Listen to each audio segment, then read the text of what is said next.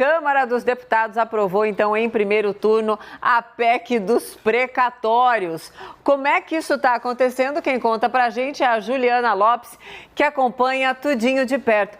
Ô, Ju, que história é essa de que a Lira proferiu um número, era outro? Que história é essa de placar? Conta exatamente como é que estão as coisas aí, o que está acontecendo? Eu tinha recebido aqui 327 votos sim, 144 não e uma abstenção. Mas óbvio que quem está com a palavra e a explicação é você. Conta. Vamos então a esse placar agora fechado. 327 votos favoráveis, 147 contrários e uma abstenção. Com essa votação, então, o plenário da Câmara dos Deputados aprovou em primeiro turno esse texto que a gente lembra tem todas aquelas alterações que foram propostas, estavam no texto e saiu do Senado Federal. A gente lembra, houve uma promulgação de uma parte com os pontos de consenso. Agora essas alterações aprovadas em primeiro turno. São necessários 2 turnos e ainda é preciso que os deputados se debrucem e é isso que está acontecendo nesse momento. A gente lembra que se esse texto ficar do jeito como está,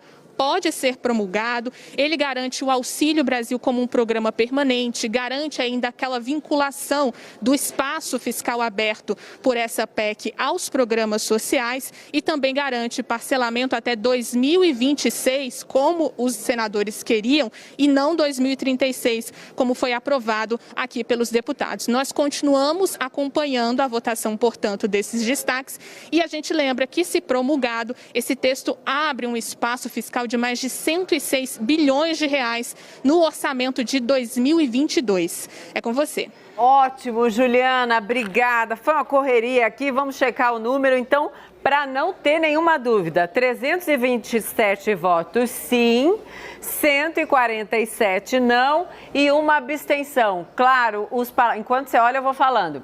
Os parlamentares estão aí debruçados, né, em cima dos destaques, mas a tendência atuada é que sim, tem essa apreciação e a votação ainda em segundo turno. Isso mesmo, Mona. E só para a gente deixar claro, cada um desses destaques precisa de 308 votos para serem aprovados.